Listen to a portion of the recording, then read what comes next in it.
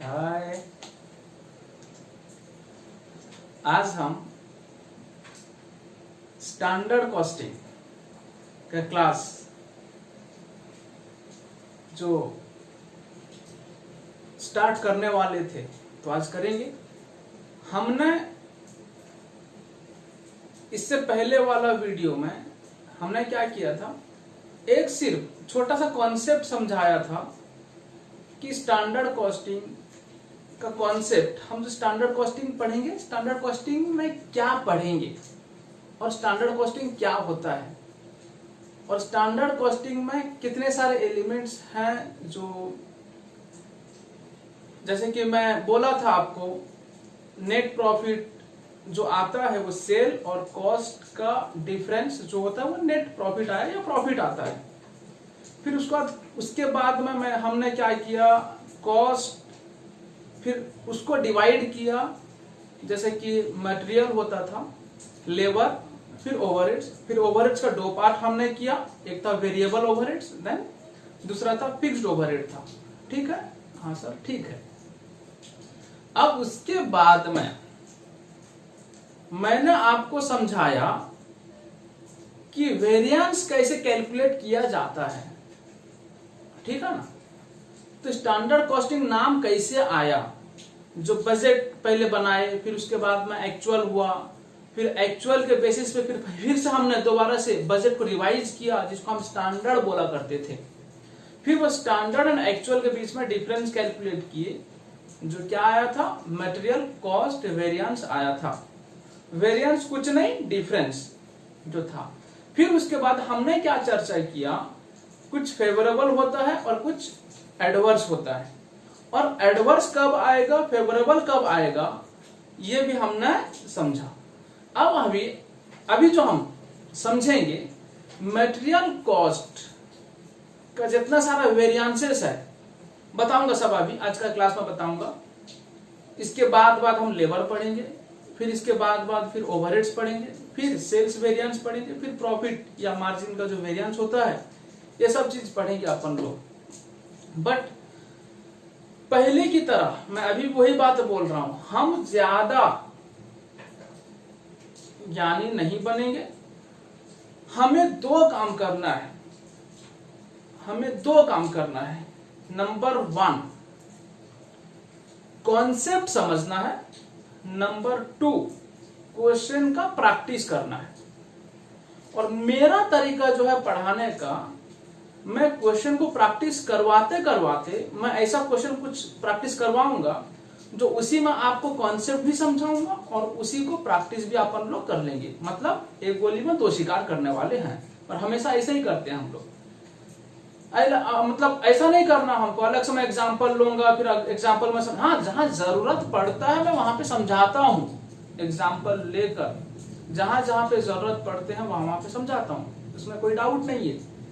लेकिन बहुत ज्यादा नहीं समझाऊंगा, लेकिन हाँ क्वेश्चन प्रैक्टिस करते करते आपको समझा दिया जाएगा। ठीक है, चलिए आते हैं मार्जिनल कॉस्टिंग का प्रैक्टिस करेंगे। सॉरी बोल दिया, स्टैंडर्ड कॉस्टिंग। मार्जिनल कॉस्टिंग तो हमने कब का खत्म कर रखा है, स्टैंडर्ड कॉस्टिंग।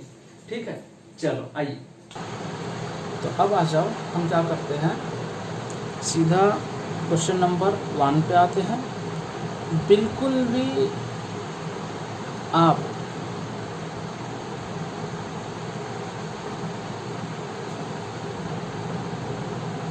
क्या हुआ,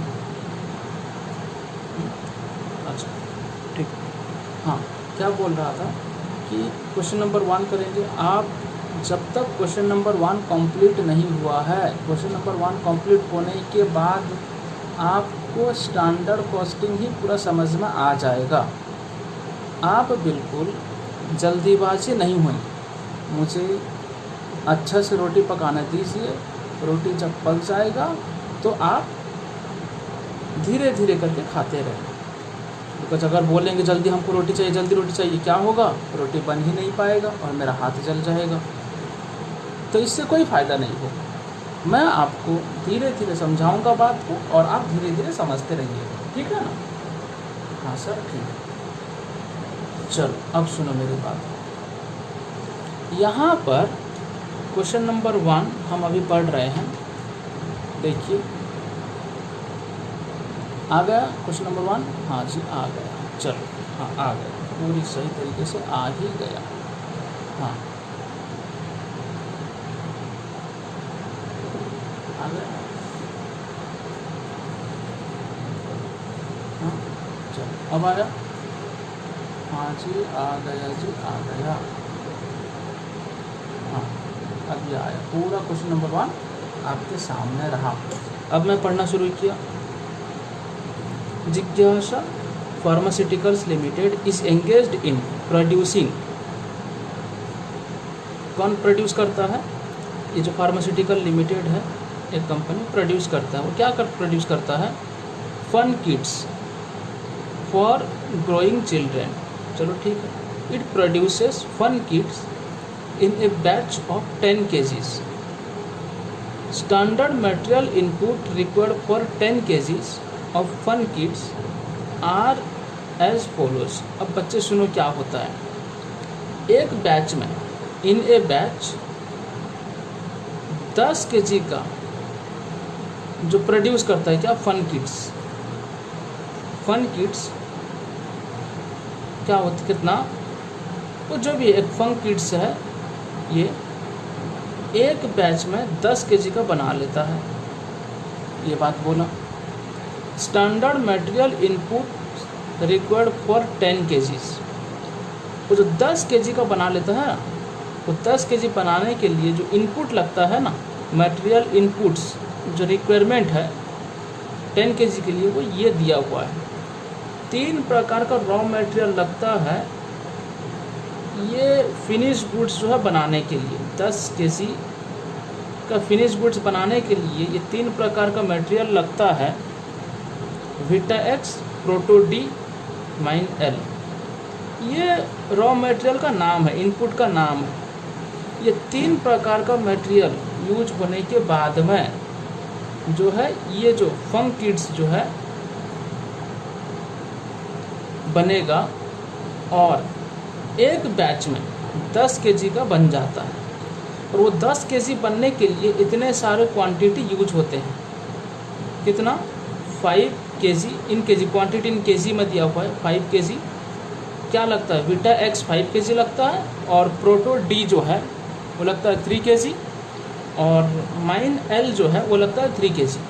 ये सारा लगने के बाद, ये सारा इनपुट्स लगने के बाद तब जाकर 10 kg का फिनिश गुड्स बनता है। समझ में आ गई बात? हाँ सर समझ में आई। और इसका रेट पर केजी जो है, रेट पर केजी यहाँ पे दे दिया इन रुपीज़ में। ये 110, 320 और 460। ये बजट, समझे? ऐसा दिया। सर मैंने बोला जी सर ये बजट है। बोले कैसे पता आपको? बच्चे सुनो, ये पास्ट का बात करता है। इट प्रोड्यूसेस, और यहाँ लिखा है standard material inputs required. Produce करने के लिए मटेरियल लगेंगे 10 kg बनाने के लिए, ये सारे मटेरियल लगेंगे। बना नहीं है अभी, ये प्लानिंग है, ये प्लानिंग किया गया है, इसलिए इसको क्या बोला मैंने? बजट बोला। अब उसके बाद सुनो, during the month of March 2020, अब मार्च 2020 में क्या हुआ है देखो। Actual production was 5000 kgs of fun kits. 5000 kg बना। समझ में आई? इसका मतलब ये एक्चुअल प्रोडक्शन। यहाँ जब एक्चुअल प्रोडक्शन का बात करते हैं, इसका मतलब ये जो था क्या था बच्चे? बजट था। तो 5000 kg बना, for which the actual quantities of material used for a batch. For a batch लिखा है, मतलब फॉर अ बैच। इसका मतलब क्या हो गया? एक बैच के लिए, एक बैच में कितना केजी फिनिश गुड्स बनता है बच्चे? 10 kg। यहाँ लिखा है देखो, fun kits in a batch कितना? इन अ बैच में कितना लगता है? 10 kg। अच्छा, तो यहाँ पर एक्चुअल प्रोडक्शन कितना हुआ है? 5000 kg एक्चुअल प्रोडक्शन हुआ है। और एक्चुअल प्रोडक्शन करते समय विटा एक्स, प्रोटो डी और माइन एल जो है कितना लग गया 6 kg हर 10 kg में। इन ए बैच लिखा है मतलब फॉर ए बैच लिखा है मतलब इसका मतलब क्या हो गया, हर 10 kg के लिए, हर 10 kg का जब एक्चुअल प्रोडक्शन किया गया है वो हर 10 kg के लिए, एवरी 10 kg के लिए 6 kg विटा एक्स लगता है, 2.5 kg प्रोटो डी लगता है और 2 kg माइन एल लगता है। लेकिन वही 10 kg के लिए यहाँ पर जो सोचा गया था इनपुट्स, ये सोचा गया था 5 3 2 3 और यहाँ पर लग गया कुछ 6 2.5 2, वही 10 kg के लिए। लेकिन एक्चुअल में प्रोडक्शन कितना हुआ है बच्चे, 5000 kg प्रोडक्शन हुआ है। बात समझ में आई? हाँ सर समझ में आई। अब उसके बाद यहाँ पर रेट पर केजी देखो, यहाँ 110 320 460 सोचे थे लगेगा खरीदना में, लेकिन जब खरीदने के लिए गए तो 115 330 405 पर केजी के हिसाब से मार्केट में खर्चा हुआ। सवाल पूछा है you are required to calculate the following variances based on the above given information for the month of March 2020 for जिज्ञासा pharmaceuticals.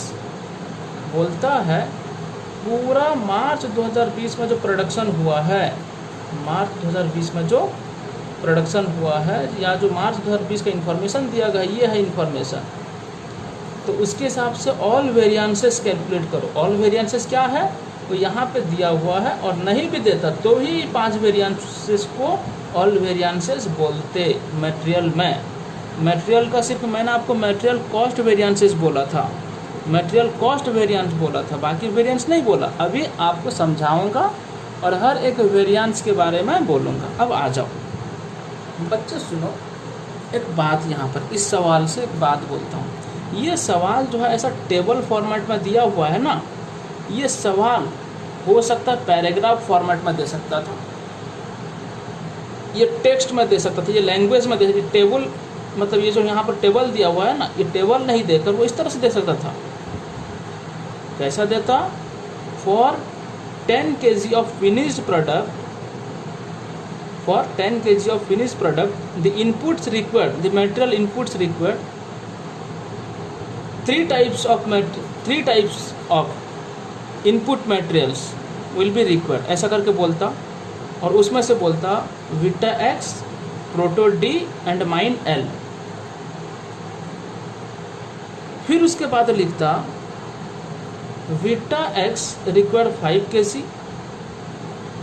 Proto D requires 3 kg and Mine L requires 3 kg for 10 kg of finished goods या finished product, and rate per kg of Vita X, Proto D, Mine L बोलता कितना, ₹110, ₹320, ₹460 respectively. ऐसा करके भी एक paragraph में सवाल बोल सकता था, ठीक है ना सर। अगर ऐसा करके पैराग्राफ में सवाल बोलता तो हम क्या करते, मैं जैसा अभी आंसर बताऊंगा आपको उसी तरह से ही आपको करना होगा, ठीक है। अब आ जाइए आंसर, ठीक है, आइए देखिए बताता हूँ कैसे, ठीक है। अब मैंने स्टार्ट किया आंसर करना, ठीक है। अब देखो सबसे पहले आपको लिखना होगा क्या, बजट। क्या लिखना होगा बच्चे, बजट लिखना होगा। मैंने लिखना शुरू किया, आप भी लिखना शुरू करो। पहले क्वेश्चन नंबर मैं दे देता हूँ, ये रहा क्वेश्चन नंबर 1, ठीक है। मैंने क्वेश्चन नंबर दे दिया पहले, आपके पास रहा क्वेश्चन नंबर 1। और ये जो क्वेश्चन है ना बच्चे, ये आपको फिर से मैं बताता हूँ, आपको ये सवाल सीपीआई क्लासेस का फेसबुक पेज में मिल जाएगा। आप फेसबुक पेज से ये क्वेश्चन जो है डाउनलोड कर सकते हैं, वहाँ पे आप मोबाइल में हो या लैपटॉप में सेव कर रख लेंगे, और क्वेश्चन के साथ साथ ये मेरा क्लास भी देख सकते हैं। यानी तो मैं तो अभी यहाँ पर आपको क्वेश्चन बार बार दिखाता रहूँगा और आंसर जो है प्रैक्टिस कराता रहूँगा, ठीक है ना। चलो पहले लिखो, पहले बजट का इन्फॉर्मेशन लिख देना है। बहुत आसान है बच्चे, मैं क्या बोलूँ इसके बारे में, बहुत आसान है। सबसे पहले बजट के बारे में देखना। अरे अभी नया पढ़ रहे हो आप, फर्स्ट टाइम पढ़ोगे, या अगर पहले से पढ़े हो तो ठीक है। जो बच्चे पहली बार पढ़ रहे होंगे, अब मैं जितना समझाऊंगा तो समझाने में मुझे टाइम तो लगेगा ना, लेकिन एक बार समझ जाओ, 100% मैं गारंटी देकर बोलता हूँ। मैंने बोला ना आपको, कहीं पर आपको फॉर्मूला लर्न नहीं कराऊंगा, फॉर्मूला याद रखने के लिए आपको नहीं बोलूँगा मैं। देखना बहुत फॉर्मूला, यहाँ पर कम से कम 50 फार्मूलाज हैं, आपको कहीं पर भी नहीं बोलूँगा, ठीक है ना। हाँ सर ठीक है, तो चलो सर आगे बढ़ते हैं। बजट का इन्फॉर्मेशन लिखना, बजट का इन्फॉर्मेशन में मैं लिखता हूँ क्या लिखता, यहाँ पे जो रॉ मटेरियल है वो इनपुट्स क्या क्या है, वीटा क्या क्या लगता है बच्चे, वीटा क्या लगता है एक्स, उसके बाद नेक्स्ट क्या है प्रोटो डी, उसके बाद क्या है बच्चे माइन क्या है एल।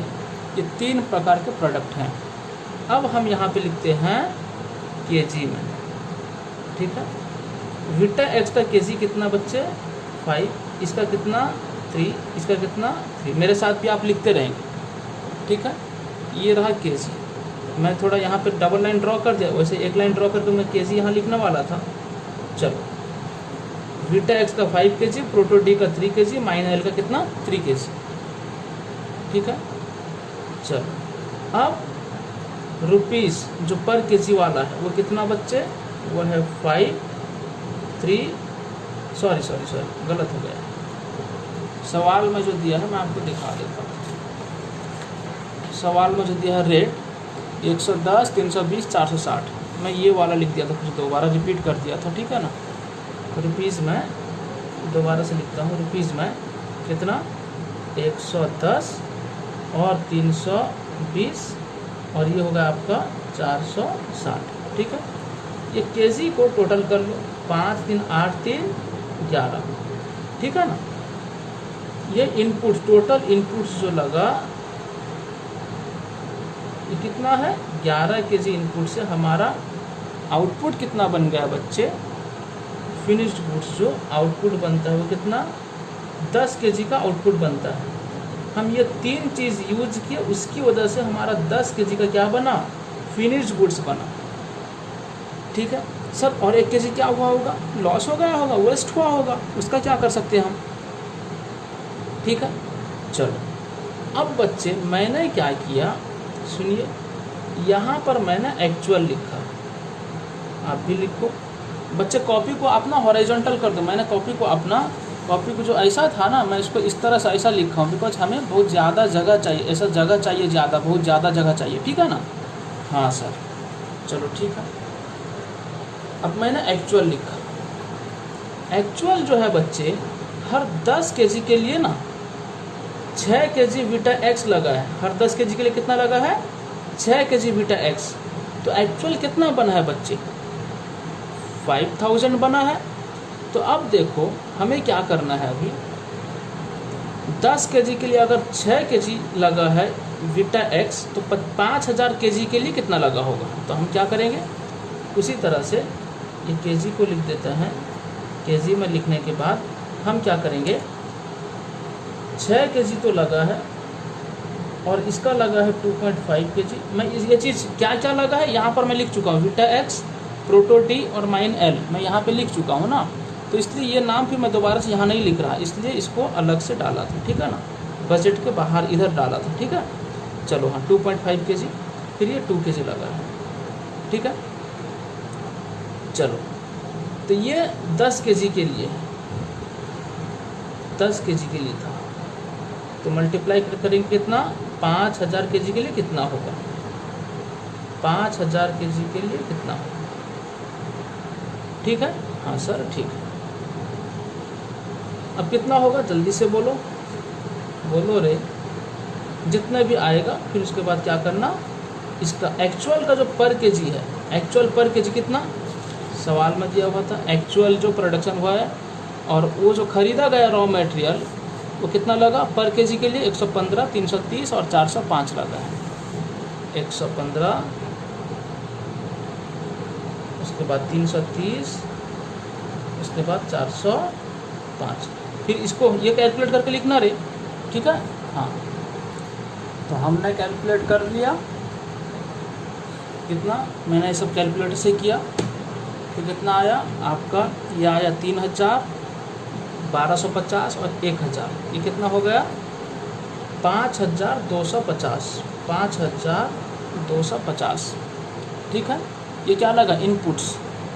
अब लेकिन ये 5250 इनपुट्स लगने के बाद एक्चुअल इनपुट्स कितना लगा 5250, कितना आउटपुट के लिए 5000 आउटपुट के लिए, कितना आउटपुट के लिए, ये 5000 आउटपुट्स के लिए लग गया आपका 5250। सर 250 क्या होगा, फिर से वही बात, जैसे मैंने यहाँ 11 से आउटपुट कितना हुआ है 10 और एक लॉस हो गया होगा, यहाँ 5250 से 5000 आउटपुट निकला है, 250 लॉस हुआ होगा। 250 से हमें कोई लेन देन नहीं है, बट हमने 5250 के जी यूज किया और उसका आउटपुट कितना आया 5000, हमें ये समझना है। ठीक है, हाँ सर ठीक है। उसके बाद देखो बच्चे, अब हमने बजट जो बनाया था कितना यूनिट्स के लिए, 10 यूनिट्स के लिए बजट बनाया था, ये खर्चा होगा, बट हमारा एक्चुअल में प्रोडक्शन कितना हुआ है 5000। अब बच्चे हम बजट को रिवाइज करेंगे, जिसका नाम हम क्या देंगे, स्टैंडर्ड। क्या नाम देंगे, स्टैंडर्ड। मैंने अब यहाँ पे लिखना शुरू किया, क्या नाम देता हूँ, स्टैंडर्ड। ठीक है ना, हाँ सर स्टैंडर्ड हुआ। हाँ, तो अब देखो 10 kg आउटपुट के लिए कितना लगा है, 10 kg आउटपुट के लिए कितना लगा है 5 kg, तो 5000 के लिए कितना लगता, बोलो जल्दी से।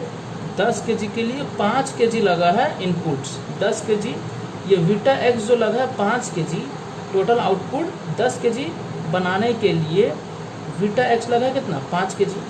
अगर टोटल आउटपुट हम चाहते हैं 5000 बनाना, अगर 5000 हम 5000 यूनिट्स का बजट करते, सर ऐसा क्यों, क्योंकि हमारा एक्चुअल आउटपुट जो हुआ है वो कितना हुआ है 5000 kg हुआ है ना, तो इसलिए तो 5000 kg के लिए तो क्या होता, कितना होता 2500 होता। कैसे किए, वही 5 डिवाइडेड बाई 10 इंटू 5000, समझ में आई बात, तो ऐसा 5000 तो कितना होता बच्चे 2500। हाँ, उसके बाद फिर से ये 3 kg, 3 डिवाइडेड बाई 10 इंटू 5000, फिर उसके बाद क्या होगा, फिर 3 डिवाइडेड बाई 10 इंटू 5000, कितना होगा जल्दी से बोलो, 3 डिवाइडेड बाई 10 इंटू 5000, कितना आया 1500, यह आया आपका 1500, यह आया आपका 1500। समझ में आई बात, हाँ सर समझ में आई। तो कितना हो गया, तो अगर हम बजट बनाते 5000 यूनिट्स का, 5000 यूनिट्स का अगर बजट बनाते तो क्या होता, देखो। ठीक है, लो ये रहा आपके सामने, अगर हम 5000 यूनिट्स का बजट बनाते तो इस तरह से आता, तो कितना 3 तो 5500 इनपुट्स, अगर हम बजट बनाते 5000 यूनिट्स का बजट बनाते तो कितना यूनिट्स लगता 5500, और उससे आउटपुट कितना होता 5000। लेकिन एक्चुअल में जो बनाया गया 5000 यूनिट्स आउटपुट जो हुआ, उसके लिए इनपुट कितना लग गया 5250। अगर हम बजट इसी चीज़ का बजट करते तो ये होता, ठीक है ना। अब ये हुआ क्या, ये बजट तो है लेकिन फॉर एक्चुअल प्रोडक्शन, इसीलिए इसको क्या बोला जाता है, स्टैंडर्ड बोला जाता है। बजट और स्टैंडर्ड में क्या डिफरेंस, स्टैंडर्ड और ये बजट में, ये था क्या आपका स्टैंडर्ड, ये बजट, एक रहा आपके पास बजट और एक बनाया गया क्या स्टैंडर्ड। ये बजट और स्टैंडर्ड में क्या डिफरेंस है, देखो मैं इसको क्या करता हूँ, जूम आउट कर देता हूँ ताकि पूरा पेज आपको दिखाई दे, ठीक है ना। हाँ सर ठीक है, हाँ सर ठीक है, चलो अब देखो पूरा पेज देखना है, ये रहा आपके सामने, नहीं आया, नहीं आया, अब शायद आ गया, हाँ आ गया सर, लो ये दिखा, ठीक है, हाँ सर दिखा। चलो अब देखो उधर,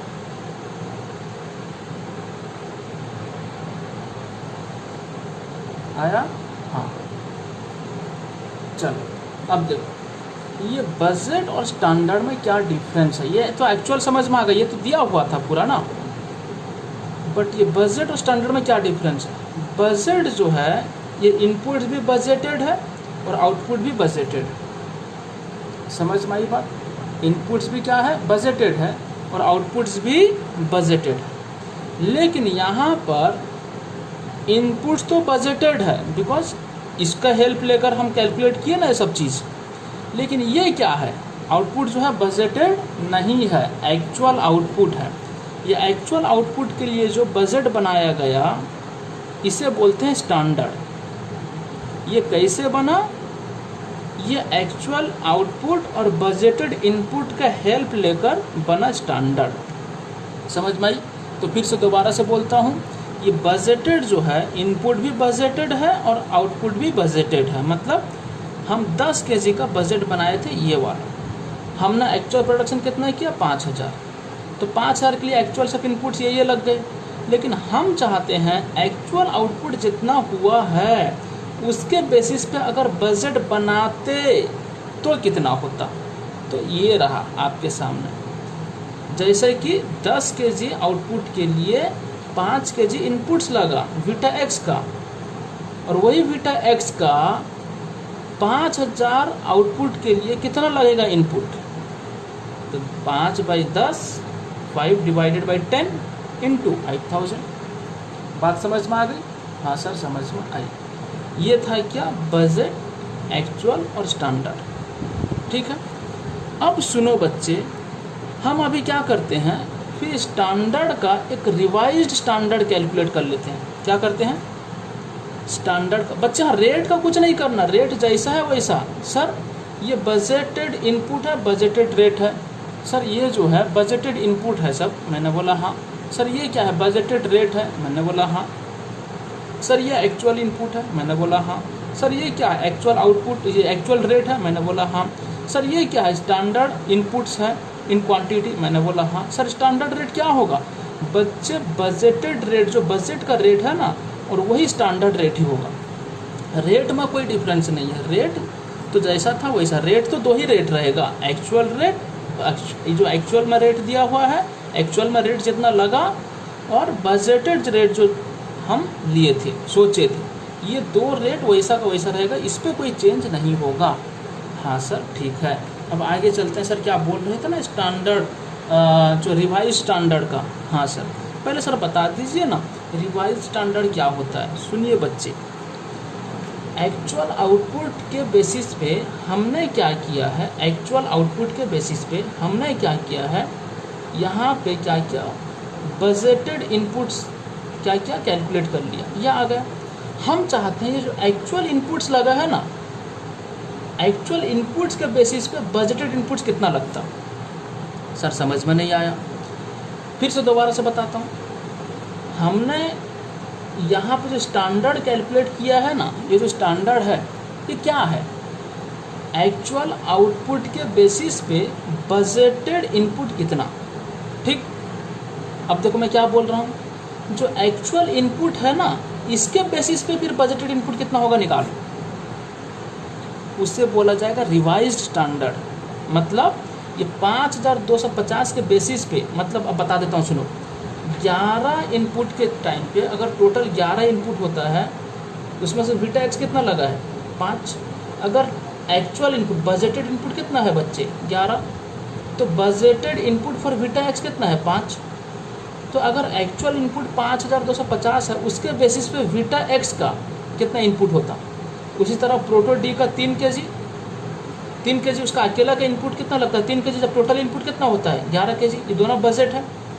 एक्चुअल इनपुट कितना लगा है 5250, ये एक्चुअल इनपुट के बेसिस पे प्रोटो डी का बजटेड इनपुट कितना लगेगा।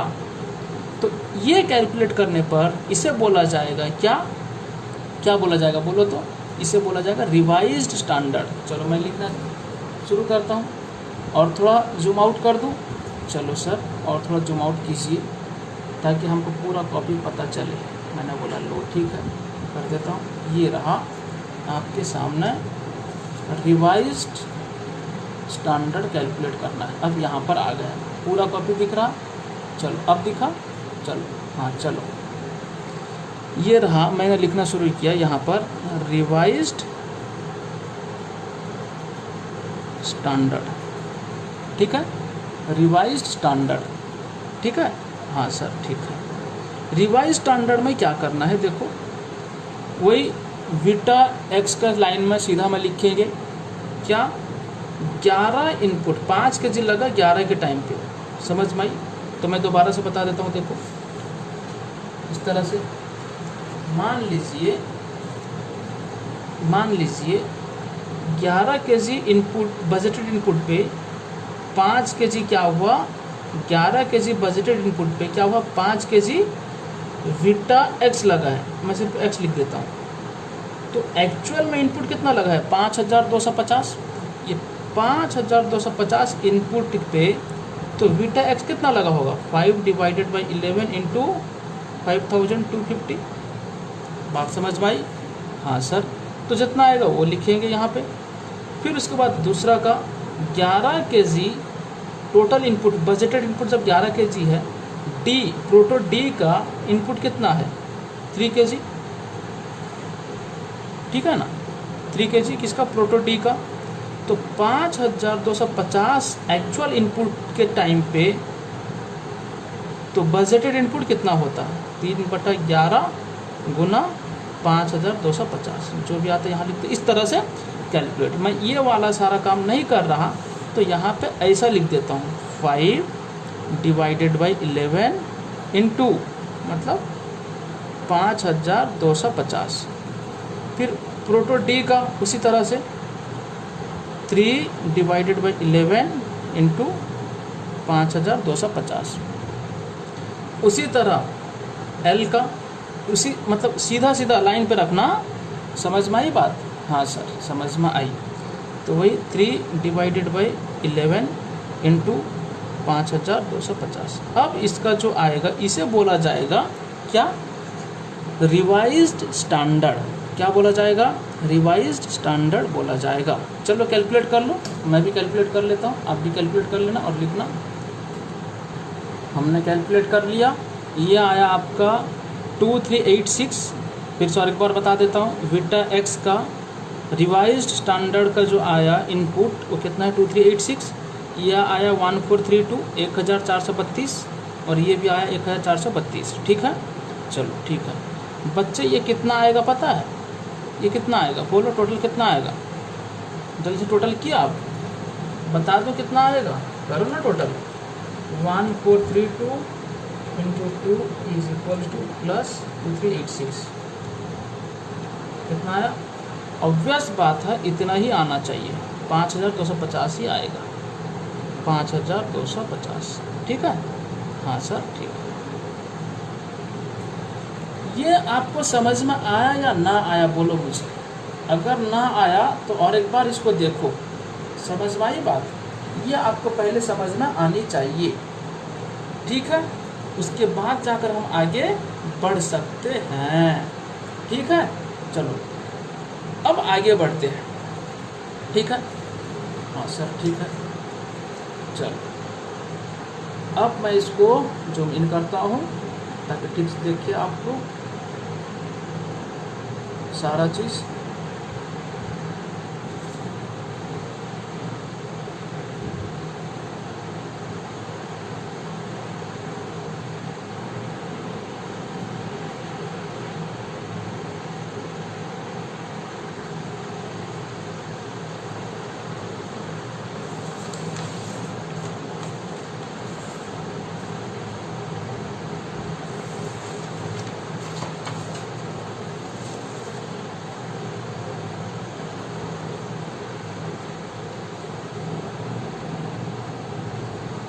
ये रहा आपके सामने, ये आपको अच्छी तरह समझ में आनी चाहिए जो सब लिखा गया यहाँ पे, बजट, एक्चुअल, स्टैंडर्ड, फिर रिवाइज स्टैंडर्ड। अब आगे चलते हैं, ठीक है। चलो अब आ जाओ, सुनो,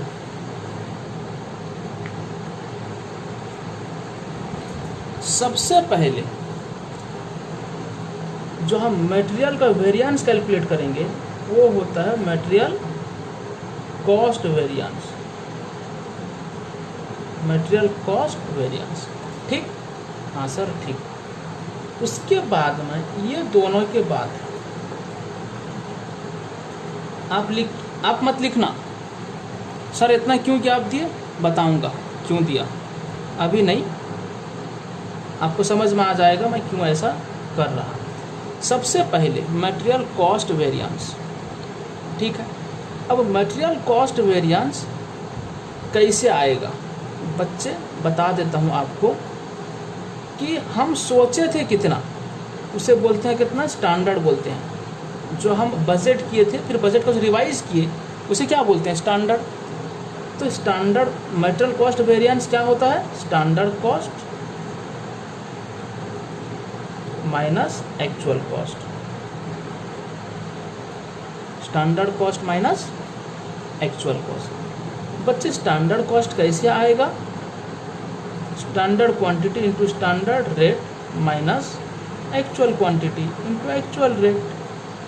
और स्टैंडर्ड कॉस्ट कैसे आएगा, देखो कैसे आता है, यहाँ पे हम लोग किए थे, देख लो कहाँ गया, ये रहा आपके सामने स्टैंडर्ड क्वांटिटी। सर मैंने बोला जी। अब हमें ये जो बजट का, ये जो सब बजट का इन्फॉर्मेशन दिया हुआ था, तो बजट का ये सब नहीं, कुछ नहीं लेना, ये सब नहीं लेना। मैंने बोला बच्चे ये और कुछ यूज नहीं होगा, ये वाला पार्ट जो है ये और यूज नहीं होगा। अच्छा, ये वाला जो है पार्ट और ये यूज नहीं होगा, समझ में आई बात? हाँ सर समझ में आई। सर क्यों नहीं यूज होगा, इसलिए कि ये जो था ना हमारा सोच था 10 यूनिट बनाएंगे, लेकिन एक्चुअल में कितना बनाए हमने 5000, तो 5000 यूनिट का तो हमने बजट यहाँ पे बना लिया है ना। तो ये 5 हम देखो, अरे कंपटीशन किसके बीच में होगा आप मुझे बताइए एक बात। कंपटीशन, आप मान लीजिए आप एग्ज़ाम दोगे, आपके लेवल के बच्चे के साथ तो एग्ज़ाम दोगे ना। मान लीजिए सीए, कोई बच्चा सीए कर रहा है, सीए इंटरमीडिएट का बच्चा जो है एग्ज़ाम देगा इंटरमीडिएट का, इंटरमीडिएट का बच्चे के साथ में एग्ज़ाम देगा, वो थोड़ी फाइनल स्टूडेंट के साथ एग्ज़ाम देगा, ऐसा थोड़ी होता है। तो इसलिए हमने लेवल को पहले बराबर किया, एक्चुअल का लेवल ये सब है और बजट का लेवल ये सब है।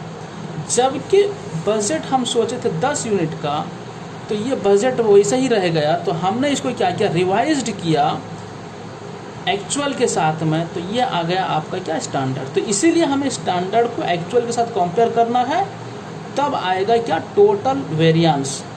जो कॉस्ट का वेरिएंस है, जब हम स्टैंडर्ड को किसके साथ कंपेयर करेंगे, एक्चुअल के साथ कंपेयर करेंगे, तो हम सोचे थे कितना और लगा कितना, तो दोनों का डिफरेंस जो आएगा तो उसे बोलेंगे मटेरियल कॉस्ट वेरिएंस। बच्चे मैंने जब यहाँ पे लिखा, देखो क्या लिखा बता रहा हूँ, यहाँ पर मैंने लिखा मटेरियल कॉस्ट वेरिएंस।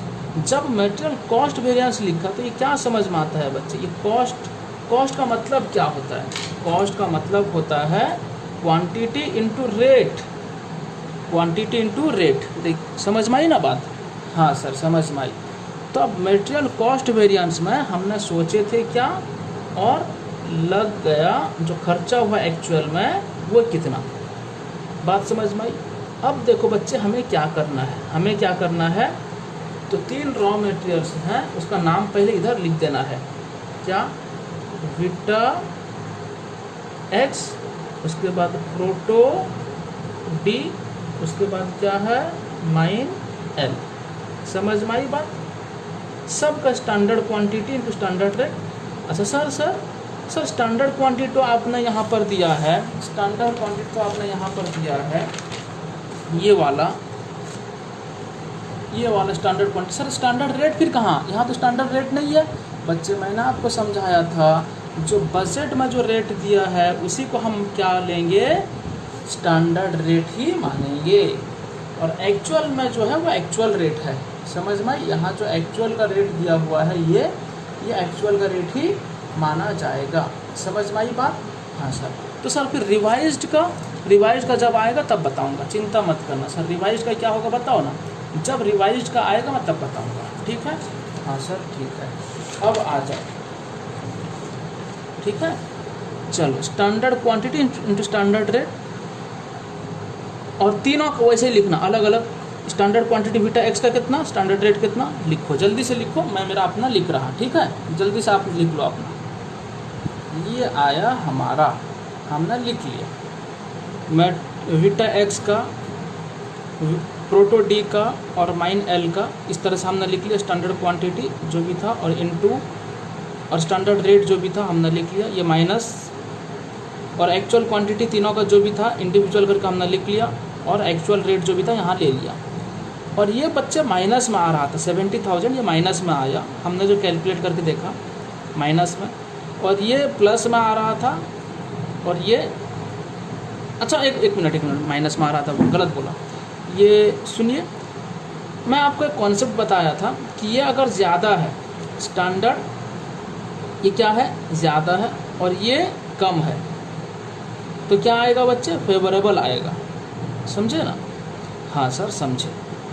तो अब ये क्या हुआ यहाँ पर, ये कम ये ज़्यादा, तो अब यहाँ पर मैं एडवर्स और फेवरेबल का बात बोल रहा था। अगर बच्चे ये माइनस में आया, मतलब ये एक्चुअल ज़्यादा लग गया बजट से, मतलब हम जो सोचे थे स्टैंडर्ड जो है ये कम है, लेकिन एक्चुअल जो है कितना, वो ज़्यादा है, तो ये ऑब्वियसली माइनस में आएगा। मैंने आपको मना किया था यहाँ माइनस सिंबल नहीं देंगे, लेकिन आपको यहाँ पर ए लिखना होगा। ए का मतलब क्या है बच्चे, एडवर्स, ठीक है। अच्छा, ये आया बच्चे प्लस में आया, ये भी प्लस में आया, इसलिए हमने लिखा है क्या, फेवरेबल, फेवरेबल मतलब this much amount minus this much amount, तो ये आया 67,500, तो प्लस में आया, समझे ना, इसलिए हमने दिया फेवरेबल। बच्चे फिर ये तीनों का टोटल करेंगे, ये तीनों का टोटल कर लेंगे, बिकॉज ये तो आया मटेरियल कॉस्ट वेरिएंस आया, लेकिन किसका, बीटा एक्स का। ये भी आया मटेरियल कॉस्ट वेरिएंस, ये भी आया 67,500, लेकिन ये किसका, प्रोटो डी का, लेकिन ये फेवरेबल आया, ये एडवर्स आया। ये तो इंडिविजुअल आया, लेकिन हमें कैलकुलेट करना है मटेरियल कॉस्ट वेरिएंस टोटल का। तो टोटल का क्या करना है, टोटल का एडिशन करना है।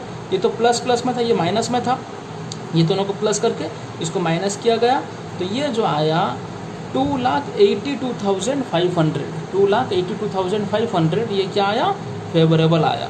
अगर आपने ख़त्म नहीं किया है तो आप एक काम करो, स्टॉप कर दो वीडियो को, फिर उसके बाद क्या करो, आप अपना काम ख़त्म कर लो, और उसके बाद फिर इसको देख लो, आंसर के साथ मैच कर लो अपना आंसर, और यहाँ पर जो लिखा गया आंसर ठीक है कि नहीं है।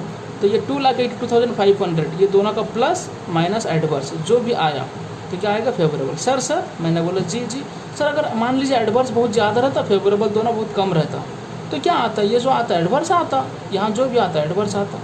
समझ में आई बात।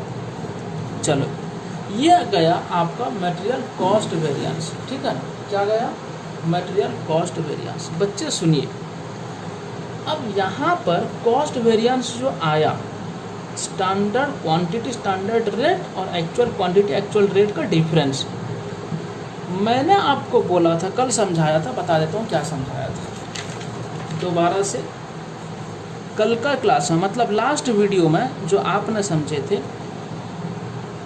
उसका पार्ट दोबारा से मैं रिपीट करता हूँ। बच्चे, ये जो एक्चुअल बना है आपको दिखाई देता है, हाँ अब दिखाई दिया, चलो सुनो, ये रहा आपके सामने एक्चुअल और स्टैंडर्ड, ठीक है, ये रहा जो एक्चुअल बना है और स्टैंडर्ड बना है। यहाँ क्या हुआ है देखिए, यहाँ पर इनपुट जो है, एक्चुअल इनपुट कितना, 3,000, इसका एक्चुअल इनपुट कितना है बच्चे, 2,500। अच्छा, इसका एक्चुअल इनपुट कितना, 1250। ये बजटेड इनपुट कितना, 1500। बजटेड इनपुट मतलब जो 5,000 के लिए हमने कैलकुलेट किया है, ये तो बजट ही है, लेकिन उसे हम बजट नहीं बोलेंगे, स्टैंडर्ड। 1,000 एक्चुअल इनपुट कितना, 1,000, लेकिन स्टैंडर्ड इनपुट कितना, 1500।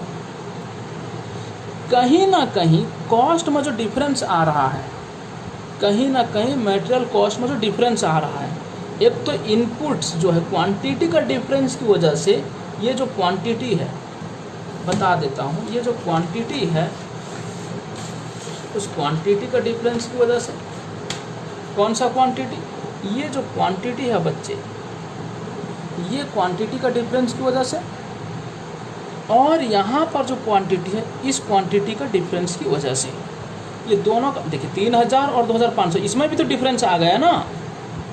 यहाँ 1250, यहाँ 1500, इस पर भी तो डिफरेंस आ गया। और 1000, ये 1500, इस पर भी तो डिफरेंस आ गया।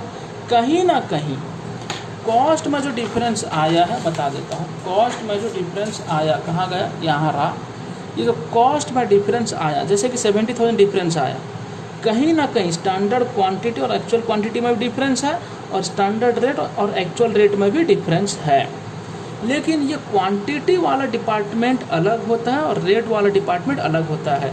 हमारा कॉस्ट में बच्चे डिफरेंस आया कितना, 2,82,500, फेवरेबल तो है, लेकिन ये फेवरेबल जो है 2,82,500, मतलब इंडस्ट्री के लिए बहुत अच्छी बात है। लेकिन ये अच्छी बात तो है, शाबाशी किसको मिलेगी, ये अच्छी बात है, ये शाबाशी किसको मिलेगी। इंडस्ट्री में कितने सारे डिपार्टमेंट हैं, बता देता हूँ। जैसा लास्ट क्लास में बोला था मैंने, इंडस्ट्री में एक है प्रोडक्शन डिपार्टमेंट, एक है परचेज डिपार्टमेंट। परचेज डिपार्टमेंट का रेस्पॉन्सिबल जो है वो खरीदने पे है, जो परचेज करेंगे रेट पे, मतलब रेट का जब डिफरेंस होगा उसके लिए कौन जिम्मेदार है, चाहे फेवरेबल हो चाहे एडवर्स हो, परचेज डिपार्टमेंट उसका जिम्मेदार है। प्रोडक्शन डिपार्टमेंट किसके लिए जिम्मेदार है, जो क्वांटिटी जो है वो जो यूज करेंगे, मतलब उनको बोला गया था मान लीजिए 10 kg इनपुट लो और 5 kg उससे आउटपुट बनाओ, लेकिन उन्होंने 12 kg साला इनपुट लेकर 5 kg आउटपुट बनाया, तो इसके लिए जिम्मेदार कौन होंगे, प्रोडक्शन डिपार्टमेंट। कहीं ना कहीं वो सही तरीके से प्रोडक्शन नहीं करते, लॉस कर देते हैं। हो सकता है उन्हें शाबाशी भी मिले, हो सकता है उन्हें शाबाशी भी मिले। वो कैसे सर, शाबाशी कैसे उनको मिलेगी, हो सकता है उनको बोला गया था 10 kg से 5 kg बनाना, बट उन्होंने 8 kg में ही 5 kg बना दिया। बिल्कुल सही बात, अच्छी बात है, तो उन्हें शाबाशी तो मिलनी चाहिए। चलो ऐसे ऐसे बात होते हैं। तो अब देखना है इसमें से ये जो टोटल डिफरेंस है इसमें से कौन कौन लोग रिस्पॉन्सिबल हैं।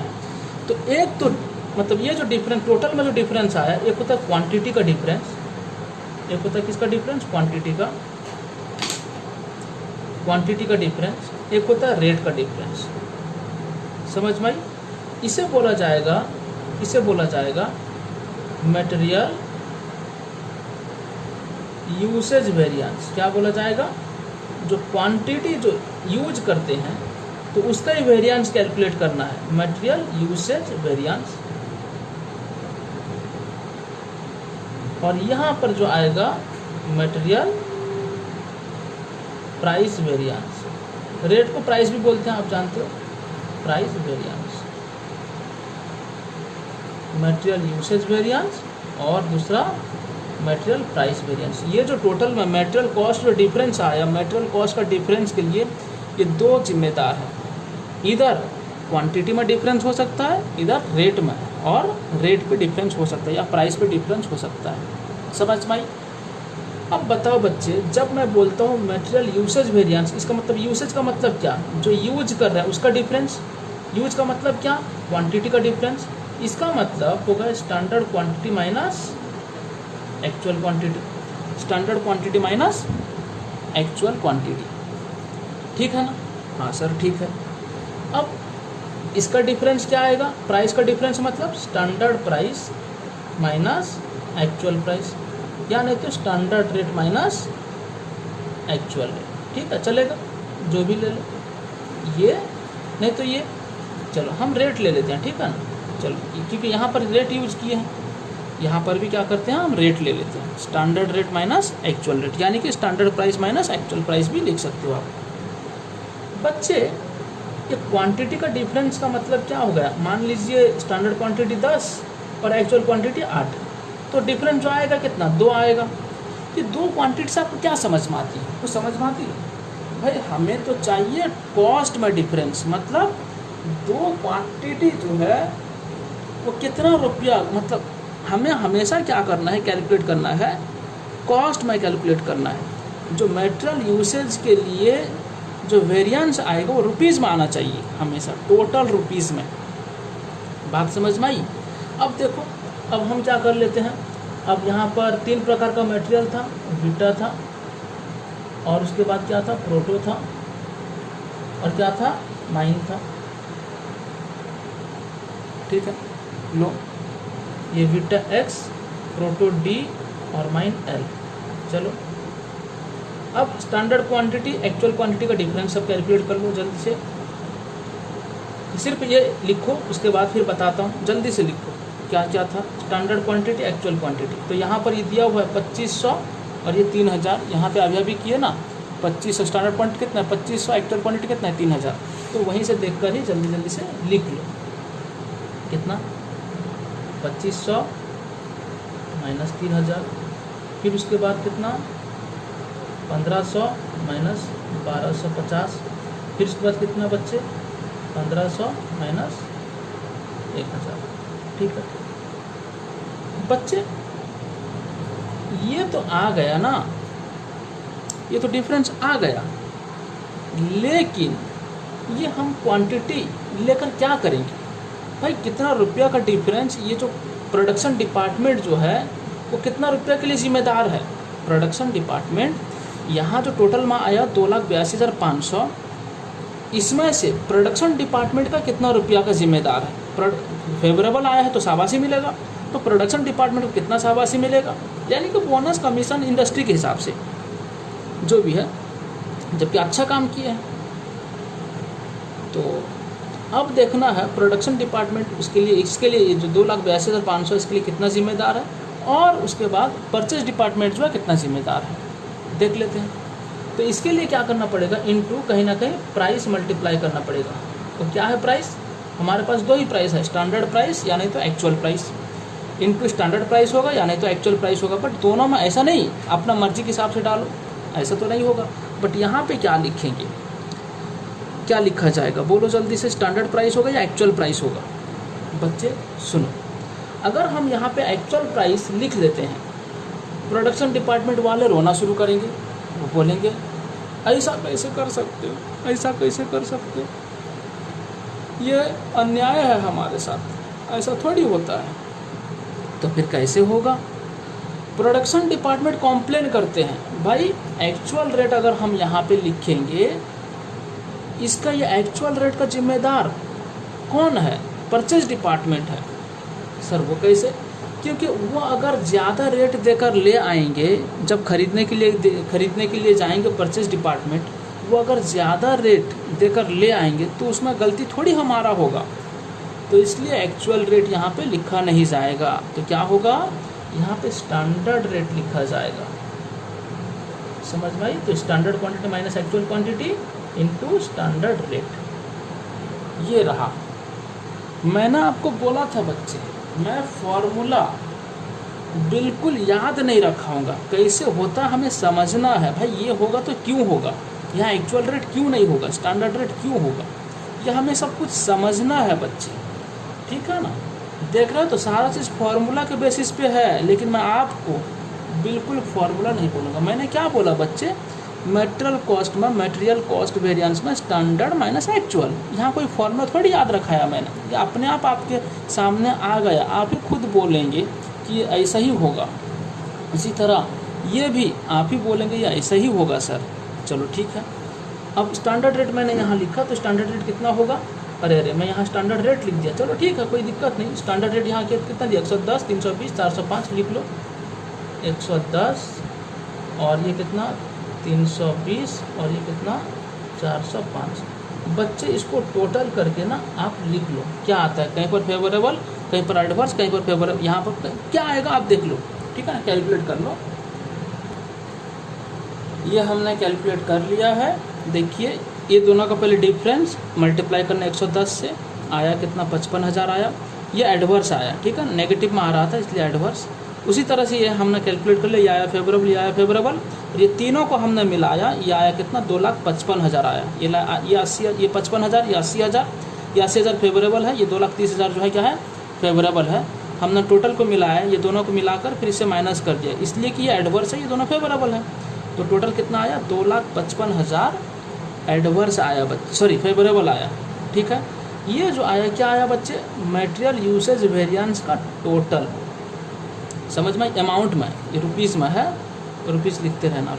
मटेरियल यूसेज वेरिएंस कितना रुपीज़ 2,55,000। ठीक है, हाँ सर ठीक है। अब आते हैं प्राइस में। बच्चे प्राइस का क्या होगा, स्टैंडर्ड रेट मतलब standard price minus actual price. अब यहाँ पे क्या होगा, ये क्वांटिटी से मल्टीप्लाई होगा, प्राइस किससे मल्टीप्लाई होने पर टोटल आएगा। जैसा क्वांटिटी अगर प्राइस से मल्टीप्लाई हुआ तो टोटल आया, वैसा प्राइस किसके साथ मल्टीप्लाई होगा, क्वांटिटी के साथ। अब सवाल रहा हमारे पास दो ही क्वांटिटी है बच्चे, एक होता है क्या एक्चुअल क्वांटिटी, एक होता है स्टैंडर्ड क्वांटिटी। अब यहाँ पे क्या होगा बोलो, यहाँ पे क्या होगा, स्टैंडर्ड लें या एक्चुअल लें। अगर ये स्टैंडर्ड, आप बोलेंगे सर यहाँ पर स्टैंडर्ड रेट लिए थे ना, सर यहाँ पर स्टैंडर्ड क्वांटिटी ले लो। अब परचेज डिपार्टमेंट जो वो रोना शुरू कर देगा, अजी हम जितना खरीदे हम तो उसके ऊपर मल्टीप्लाई करेंगे ना, हम जितना एक्चुअल पे खरीदे हैं उसी के ऊपर हमारा रेट मल्टीप्लाई होगा ना, तो हम मतलब स्टैंडर्ड जो क्या कहाँ गया वो स्टैंडर्ड क्वांटिटी को हम क्यों लेंगे, वो ऐसा करके बोलेंगे। जैसा मतलब ये रोना शुरू कर दिए थे, कौन सा प्रोडक्शन डिपार्टमेंट वाले जैसा रोना शुरू कर दिए, वैसा परचेज डिपार्टमेंट वाले भी रोना शुरू करेंगे, बोलेंगे हम स्टैंडर्ड क्वांटिटी क्यों लेंगे, हम जितना एक्चुअल में खरीदे तो उतना ही लेंगे। तो यहाँ क्या हो जाएगा, इसलिए एक्चुअल क्वांटिटी। स्टैंडर्ड क्यों नहीं लेंगे, अरे वो ये कौन सा डिपार्टमेंट वाले, ये जो प्रोडक्शन डिपार्टमेंट वाले वो कितना यूज किए, यूज होना चाहिए 10 और उन्होंने यूज कर दिया 12, उसकी जिम्मेदार थोड़ी परचेज डिपार्टमेंट वाले लेंगे, नहीं, वो जितना एक्चुअल पे खरीदे, एक्चुअल परचेज जितना की तो उतना पे मल्टीप्लाई होगा। तो इस तरह से, तो अगर देखा मैं इसी चीज़ को मैं यहाँ पे लिख रहा हूँ, ठीक है, इसी चीज़ को इधर लिख रहा हूँ, बस यहाँ पे जगह नहीं है तो समझाना थोड़ा आसान हो जाएगा यहाँ पे। तो अब क्या करते हैं हम लोग, मटेरियल प्राइस वेरिएंस में क्या करते हैं, standard price minus actual price, standard rate या एक्चुअल रेट जो भी लिखो, चलो ठीक है, मैं रेट लिख देता हूँ, standard rate minus actual rate into standard quantity, ठीक है ना। हाँ सर, तो उसी तरह के किसका, वीटा एक्स, प्रोटो डी और माइन एल का। जल्दी से आप ये काम कर लो, स्टैंडर्ड रेट क्या था, यहाँ पे ही तो दिया हुआ था ना, इसी से ही देख लो क्या था, 110, 115, 320, 330, 405 और 405, इस तरह से है, ठीक है। कहाँ गया वो 405 थोड़ी है, अरे स्टैंडर्ड रेट थोड़ा सा गलत हो रहा है ना कहीं पे, ये 400 स्टैंडर्ड रेट ये थोड़ा गलत हो रहा है, 460 है ना, ये 460 है, अरे अच्छा, मैं एक्चुअली क्या हुआ है, मैं क्वेश्चन को देखकर, मतलब मैंने क्या किया, जब कैलकुलेटर मैं यहाँ इधर तो पेज उल्टाया नहीं, यहाँ पेज नहीं ये किया, तो अब इस तरफ तो लिखा हुआ है, कहाँ गया, इस तरफ सब लिखा हुआ है ये सारा बात, तो 4405 इस तरफ लिखा हुआ है, तो यहाँ पे तो मैं और इसको नहीं देख रहा, तो मैं सीधा क्या कर रहा था, तो क्वेश्चन को देखकर मैं कैलकुलेटर से मतलब कैलकुलेट कर लेता था, तो इसलिए सही आ गया मेरा आंसर। समझ में आई ना बात, आप ये मत समझिएगा आंसर कैसे आपका सही आ गया, हाँ मैं इधर नहीं देख रहा तो क्या हुआ, बट मैं क्वेश्चन तो इधर साइड पे रखा हूँ, तो वहाँ से मैं क्या कर लेता हूँ, कैलकुलेटर लेकर कैलकुलेट फट से कर लेता हूँ, ठीक है ना। हाँ चलो, अब स्टैंडर्ड रेट 110, ठीक है ना। हाँ अच्छा, और एक चीज़ यहाँ पर मैं यहाँ से देखकर लिख लिया, लेकिन ये तो होगा कितना, 460 होगा, ये स्टैंडर्ड रेट है ना, तो 460 होगा ये, ठीक है। चलो आ जाओ, ये 110 माइनस 115, चलो आप लिखते चलो इस तरह से, फिर मैं क्वेश्चन देकर कैलकुलेट कर लूँगा। अरे फिर से मैं यहाँ पे गलत कर बैठता हूँ, ये पता है बच्चे, हमारा रेगुलर क्लास में भी इस तरह का होता रहता है, बच्चे मुझे हेल्प कर देते हैं, सर यहाँ पे इस तरह का होगा। बच्चे कॉन्सेप्ट मैं तो ठीक समझाता रहता हूँ, देखे ना मैं यहाँ पर ठीक समझाया आपको, कॉन्सेप्ट ठीक समझाता रहता हूँ सही तरीके से, बट यहाँ पे क्या होता है, मैं इसको लिख दिया कुछ और, चलिए ठीक है, होता रहता है, आप जानते हो ना, बड़ी बड़ी देशों में छोटी छोटी बातें बोलो रे, होती रहती है। हाँ सर, ये रेगुलर क्लास में होता है। आप बोलते हो ना सर सर वहाँ पे सर ये होगा ना, हाँ मैं फिर उसको क्या करता हूँ, मिटा के फिर लिखता हूँ, ठीक है। हाँ वैसा मैं यहाँ पे अकेला क्लास ले रहा तो कोई बताने वाला नहीं होता है, कोई बताने वाला होता भी है तो वो आपके लेवल का नहीं होता है, ठीक है ना। हाँ चलो इसको कैलकुलेट कर लो बच्चे, ये हमने लिख दिया, ठीक है ना। चलो, अरे मैं कैसे पकड़ में आया देखो, अरे यहाँ पर मतलब मैं क्या गलत क्या किया, ये स्टैंडर्ड क्वांटिटी को लिख रहा था, मैंने बोला अरे बच्चे ये तो एक्चुअल क्वांटिटी होगा, मैं स्टैंडर्ड क्वांटिटी लिख कर फिर स्टैंडर्ड क्वांटिटी क्यों लिख रहा मैं, तो फिर उसके बाद उसी तरह से इसको भी मैंने क्या किया, गलत कर दिया। चलो एक्चुअल क्वांटिटी है, यहाँ से लिखना था मुझे 3000, 1250, 1000, 3000, 1250 और 1000। चलो अब बताओ जल्दी जल्दी फटाफट, जल्दी, बहुत देर हो गया, जल्दी। तो ये आ गया 15,000, 12,500, 55,000, ठीक है ना। हाँ बट ये दोनों एडवर्स इस बार आया, ये आया फेवरेबल, तो हमने टोटल कर लिया, ये दोनों को मिला दिया और ये 55,000 और ये दोनों का डिफरेंस कर लिया हमने, आया 27,500 फेवरेबल आया, ठीक है ना। हाँ सर ठीक है। अब बच्चे सुनो, हम क्या देखे थे यहाँ पर, ये दोनों का मिला हुआ क्वांटिटी का डिफरेंस और रेट का, मतलब मटेरियल यूसेज वेरिएंस और प्लस मटेरियल प्राइस वेरिएंस क्या होगा, ये दोनों को अगर मिलाएंगे इतना आएगा या नहीं आएगा, बिकॉज ये दोनों का डिफरेंस, मतलब ये जो मटेरियल कॉस्ट वेरिएंस आया, ये कॉस्ट में दो पार्ट होता है, एक क्वांटिटी का डिफरेंस हो सकता है, एक रेट का डिफरेंस हो सकता है। तो हमने क्वांटिटी का डिफरेंस कितना आया देख रहा, 2,55,000, और मटेरियल प्राइस का वेरिएंस, रेट का डिफरेंस वेरिएंस जो आया वो कितना आया, हमने देखा 27,500। अब सवाल रहा ये दोनों का वेरिएंस को मिलाने से इतना आना चाहिए, हाँ आना चाहिए, तो देख लो। तो अब मैंने क्या बोला बच्चे, material cost variance is equal to material usage variance plus, लिखना शुरू करो, मटेरियल प्राइस वेरिएंस, ठीक है ना, आप लिखते रहना। तो चलो अब सुनो, अब देखो बच्चे मटेरियल कॉस्ट वेरिएंस कितना आया था, 2 लाख, कितना आया था, 2,82,500, 2,82,500 आया था, ठीक है। तो अब 2,82,500, मटेरियल यूसेज वेरिएंस कितना आया था बच्चे, यहाँ पे आया था 2,55,000, कहाँ गया, ये रहा 2,55,000। अच्छा ये फेवरेबल आया था, मैं लिख देता हूँ फेवरेबल बोल के, ये 2,55,000 ये भी फेवरेबल है, प्लस मटेरियल प्राइस वेरिएंस 27,500 ये था, ये भी फेवरेबल है। तो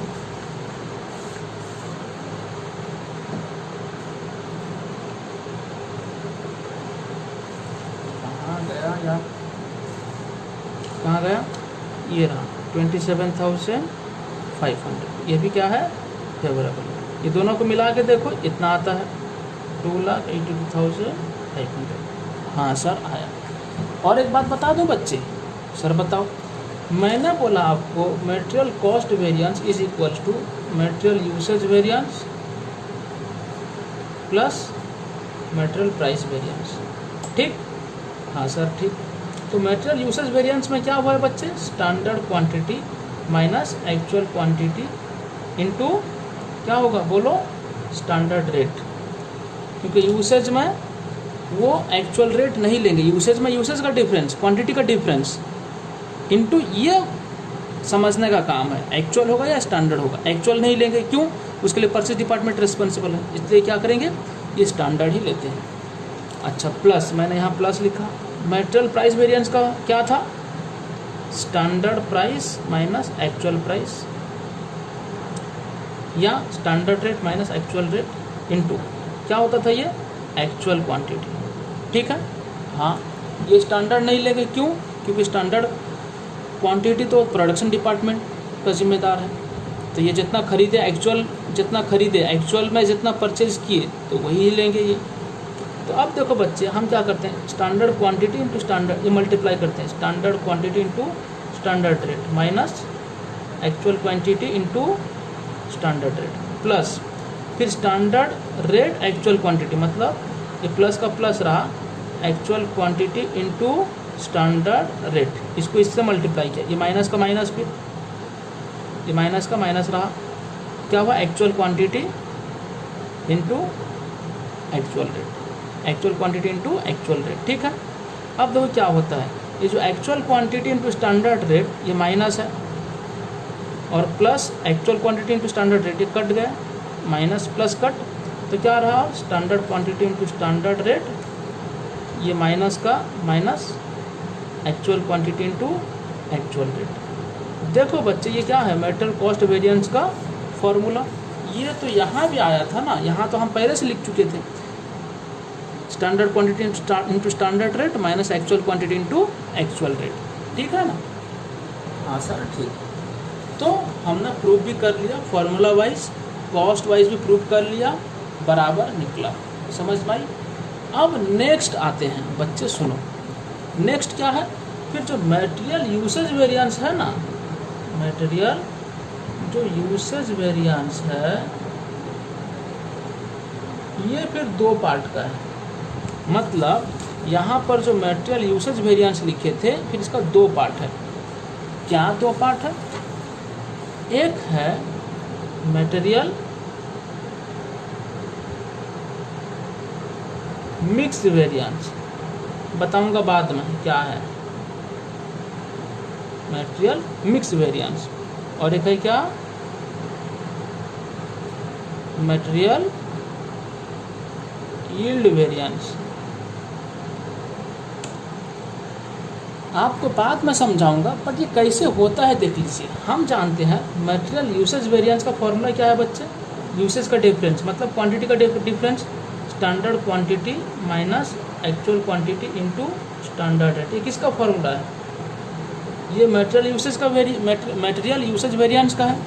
तो अब देखो, अगर मटेरियल मिक्स वेरिएंस हम कैलकुलेट करेंगे वो कैसे होगा, हम क्या करेंगे, ये जो स्टैंडर्ड क्वांटिटी की जगह रिवाइज स्टैंडर्ड क्वांटिटी डालेंगे। अब यूज होगा रिवाइज स्टैंडर्ड क्वांटिटी, और बाकी जो है वैसा लिखेंगे, actual quantity into standard rate. अब बाकी दोनों जैसा था हमने वैसा ही लिखा। अब सर यील्ड वेरिएंस फिर क्या होगा, यील्ड वेरिएंस में ये जैसा है वैसा डालेंगे, लेकिन यहाँ पे लिखेंगे रिवाइज्ड स्टैंडर्ड क्वांटिटी। तो इसका मतलब standard quantity minus revise standard quantity into standard rate. ठीक, पहले वाला में यहाँ रिवाइज स्टैंडर्ड क्वांटिटी, फिर बाकी जो है दूसरा वाला में बाद में रिवाइज स्टैंडर्ड क्वांटिटी डालना, वही स्टैंडर्ड क्वांटिटी ये होगा, और यहाँ पर जो दिया है एक्चुअल क्वांटिटी उसी जगह पे रिवाइज स्टैंडर्ड क्वांटिटी होगा इनटू स्टैंडर्ड रेट। सर मैंने बोला जी सर, हम तो बाद में एग्ज़ाम के टाइम पे भूल जाएंगे। मैंने बोला कैसे भूलोगे बच्चे, प्रैक्टिस करने से तो भूल नहीं पाओगे आप। सर लगता है हमको भूल जाएंगे। मैंने बोला बच्चे क्या भूल जाओगे आप, सर हम शायद ऐसा कर देंगे, मटेरियल मिक्स वेरिएंस की जगह पे पहले हम मटेरियल यील्ड वेरिएंस कैलकुलेट कर लेंगे, तो उस मटेरियल यील्ड वेरिएंस में सर हम ये लिख देंगे, और मटेरियल मिक्स वेरिएंस में सर ये लिख देंगे। तो मैंने बोला बच्चे ठीक है, कोई दिक्कत नहीं। मैंने बोला बच्चे ये मटेरियल मिक्स वेरिएंस और यील्ड वेरिएंस डिफरेंस किस पे है, ये मिक्स में है और यील्ड में है। बच्चे मिक्स का पहला लेटर क्या है, मिक्स का पहला लेटर क्या है, एम है ना। अच्छा, यील्ड का पहला लेटर कौन सा है बच्चे, वाई है ना। आप मुझे बताइए डिक्शनरी में या अल्फ़ाबेटिकली एम पहले आता है या बाद में आता है, बोलो तो। सर एम पहले आता है, तो जब एम पहले आता है तो रिवाइज स्टैंडर्ड क्वांटिटी पहले ही होगा। ओहो बच्चे स्माइल दे दो ना। हाँ सर हम दे देते हैं, ये रहा, ठीक है ना। हाँ तो बच्चे फिर मैं आपको बोलता हूँ, वाई पहले आता है या बाद में आता है। सर एम के बाद में ही आता है, तो मैंने बाद में ही लिखा है। बच्चे ये मैं आपको याद रखाने के लिए बोल रहा था, ऐसा कुछ नहीं है, बट इसका कॉन्सेप्ट है, बट आपने याद ही रख लिया, समझ गए ना। मैं आपको ज़्यादा प्रैक्टिस कराता हूँ इसलिए, ताकि एग्ज़ाम में आप सही तरीके से सॉल्व कर पाए आंसर, ठीक है ना। हाँ सर, चलो अब हो जाएगा ना। चलो उसी तरह से अब 3 मटेरियल होते हैं। 3 मटेरियल कौन कौन सा? बीटा एक्स, फिर उसके बाद क्या होता है प्रोटो डी माइन एल। अब इसमें जो रिवाइज स्टैंडर्ड क्वांटिटी इसका क्या है, इसका क्या है, ये क्या है लिख लेंगे। एक्चुअल क्वांटिटी क्या है लिख लेंगे, स्टैंडर्ड रेट क्या है लिख लेंगे। समझ में आई बात? हाँ सर समझ में आई, ठीक है। तो यहाँ पर सब आपने किया हुआ था, कहाँ पे, यहाँ पे आपने रिवाइज स्टैंडर्ड क्वांटिटी लिखा है ना, आपने कैलकुलेट तो किए थे। ये रहा आपका रिवाइज स्टैंडर्ड क्वांटिटी। तो ये जो रिवाइज स्टैंडर्ड क्वांटिटी है किसका है, ये किसका है, बीटा का है, यह प्रोटो का, यह किसका, माइन का है, ठीक है। ये लिख लेंगे। फिर एक्चुअल क्वांटिटी जो दिया था यहाँ पे एक्चुअल क्वांटिटी दिया हुआ है, और स्टैंडर्ड क्वांटिटी तो यहाँ पे दिया हुआ है, और रेट तो स्टैंडर्ड रेट ही होगा वहाँ पे। देख लो दोनों जगह पे स्टैंडर्ड रेट ही है, रेट में कोई डिफरेंस नहीं है, चेंज नहीं है, ठीक है। तो सर मैंने बोला जी, जो अब अगर हम मटेरियल यूसेज वेरिएंस जब हम कैलकुलेट करेंगे, उस तरफ पेज में मैं लिख लेता हूँ।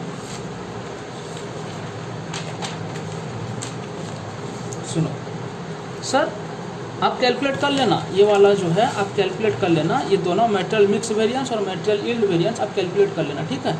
ये beta x Proto D L का अलग अलग से, फिर टोटल भी कर लेना क्या आता है देखेंगे, फिर इसका भी टोटल कर लेना क्या आता है देखेंगे, ठीक है ना। हाँ सर हम ऐसा करेंगे क्या, मटेरियल यूसेज वेरिएंस पहले कैलकुलेट कर लेंगे, फिर उसके बाद मटेरियल प्राइस वेरिएंस जैसा कैलकुलेट किए थे उसी तरह से यहाँ भी कर लेंगे। मटेरियल मिक्स वेरिएंस पहले कैलकुलेट कर लेंगे, फिर उसके नीचे करेंगे मटेरियल यील्ड वेरिएंस। मैंने बोला हाँ बच्चे चलेगा, ठीक है ना। हाँ सर ठीक है। अब सुनो बच्चे मैं क्या बोल रहा था, जिस तरह से मटेरियल कॉस्ट वेरिएंस क्या हुआ था, material usage variance plus material rate variance या मटेरियल प्राइस वेरिएंस आया था, उसी तरह से मटेरियल यूसेज वेरिएंस जो है क्या होगा बच्चे, material mix variance plus material yield variance, ठीक है ना। ये दोनों का अमाउंट भी मिला दोगे यह आएगा।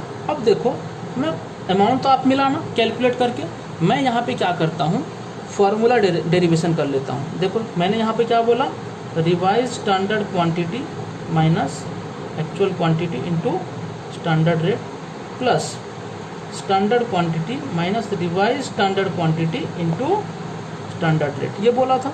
हाँ सर, तो अब देखो, तो अब इसको मल्टीप्लाई करो, क्या होगा, revise standard quantity into standard rate minus actual quantity into standard rate, ठीक है।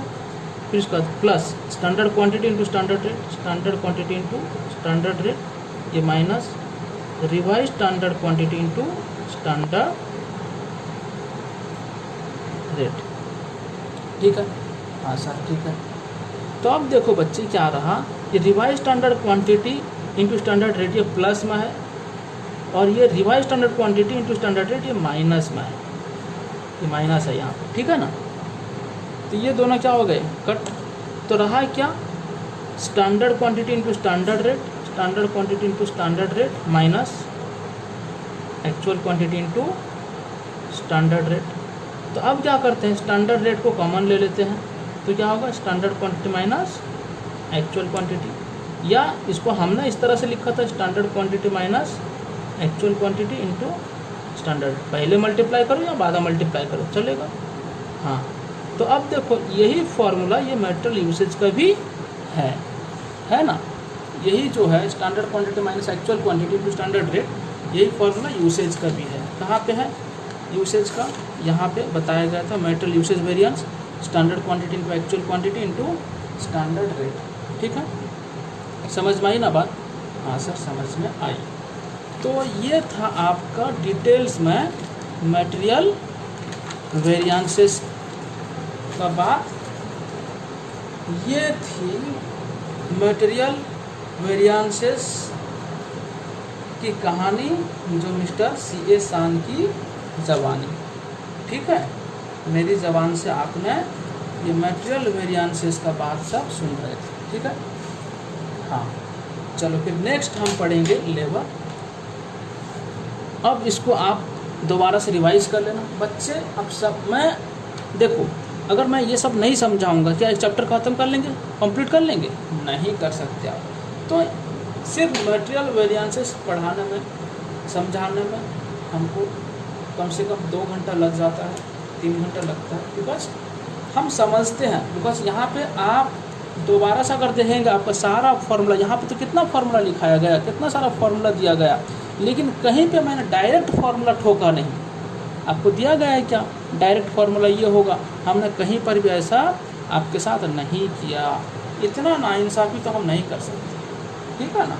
हाँ जी, चलो खुश रहिए, पढ़ते रहिए, इसको रिवाइज कर लीजिए। अगर क्वेश्चन लेना है आप स्क्रीनशॉट यहाँ से ले लो, कोई दिक्कत नहीं है मुझे, मैं तो ये सब चीज़ के लिए तैयार रहता हूँ, ठीक है ना। लो स्क्रीनशॉट ले ही लो, और थोड़ा आगे, हाँ चलो अब ये रहा, ले लो इसको, और थोड़ा लो, ठीक है ना। हाँ चलो, thank you very much, bye bye.